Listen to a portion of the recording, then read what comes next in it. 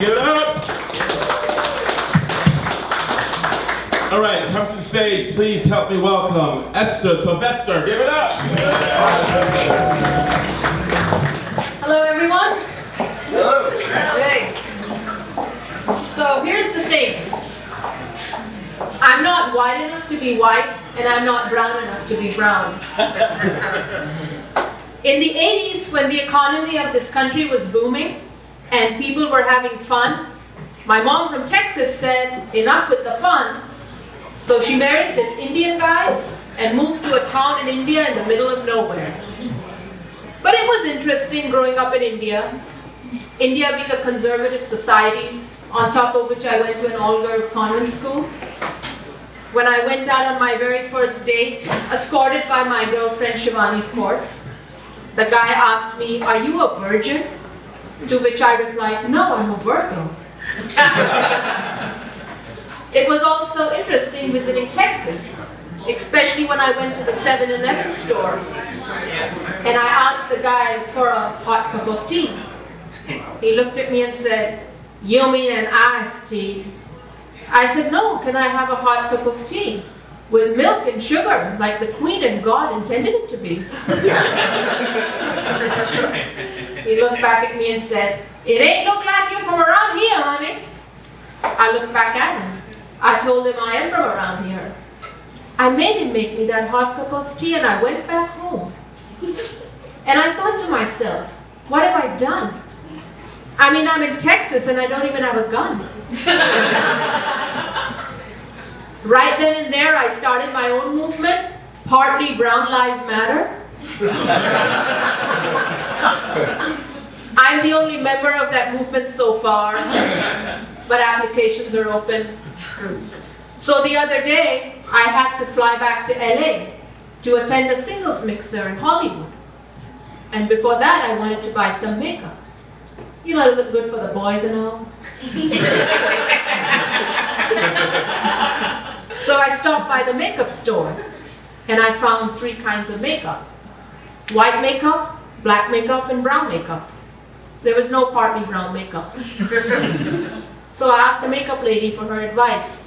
She took one look at me and said, "Honey, you ain't white enough for white makeup. If you wear it, you look like a reflector. And you ain't brown enough for brown makeup." So I took some of the white makeup, some of the brown makeup, and I mixed it together to see what happens. I went to the singles mixer, and I was very pleased with myself, being the only girl in a room full of charming and attractive men. Until after some time, no one was hitting on me. And I thought to myself, am I wearing too much white makeup? Am I looking like a reflector? Am I reflecting all the guys away from me? I decided to have a drink and also asked the bartender for his advice. Magically, from out of nowhere, this makeup box appears. He mixes all these shades together and boom, I got my partly brown makeup. He also told me that I was at a West Hollywood singles mixer.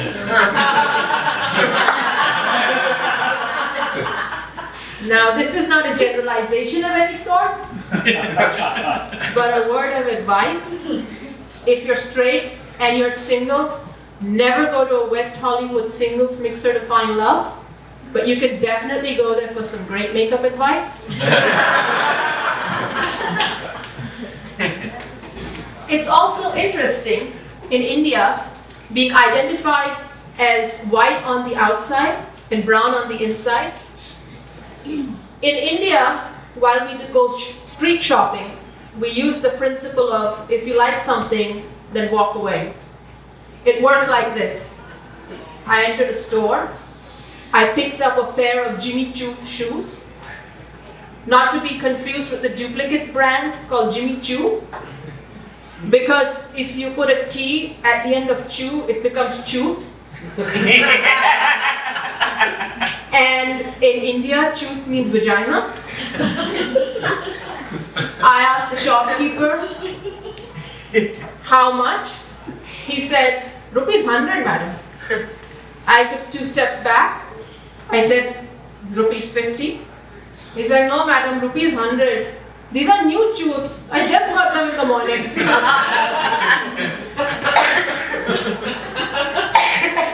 I took 3 steps back. I was outside the store.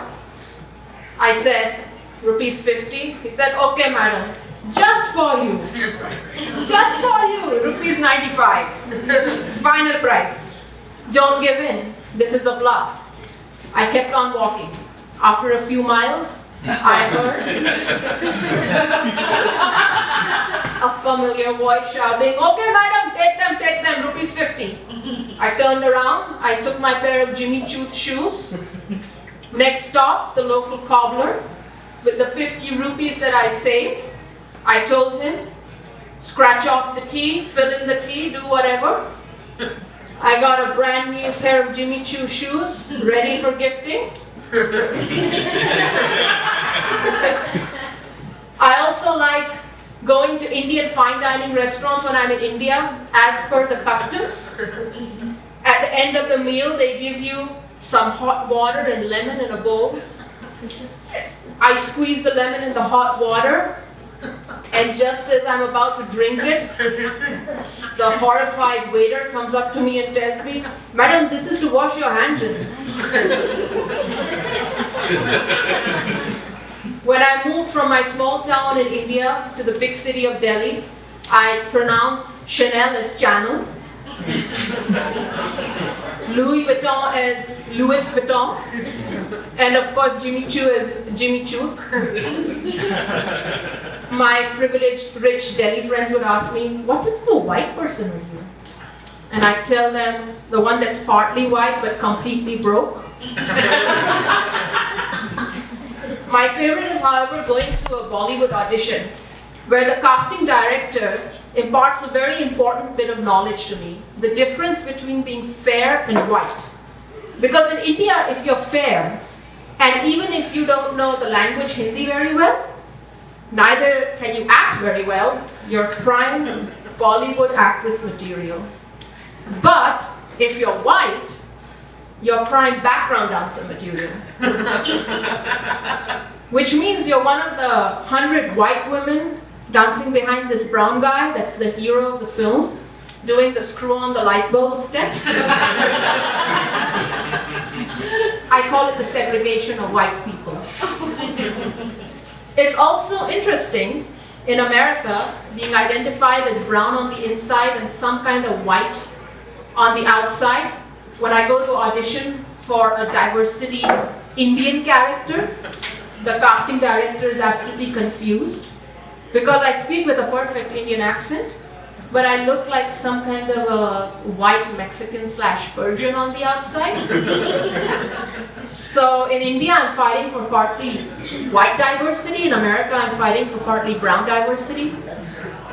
When I went for the first time to Rodeo Drive, I thought to myself, well, since I'm in a market and it's on on a street, this is a perfect time to practice the Indian principle of shopping.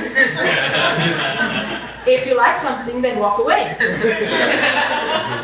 So I went to the Jimmy Choo showroom and I picked up a pair of Jimmy Choo shoes. I asked the shopkeeper how much. He told me, don't call me a shopkeeper, I'm a sales associate.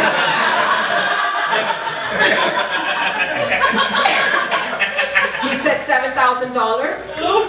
I took 2 steps back. I said $20. He gave me a look that said, do you think I'm cute? I took 4 steps back. By this time, I was outside the store on the other side of the road. After a few seconds, a guy on a motorcycle pulls up. I was like, wow, rude sales associate, but Jimmy Choo does, deliver in style. Although I was kind of pissed off with the attitude of the sales associate. Firstly, he's charging me, ripping me off on the price, and then he's trying to sell me a duplicate brand.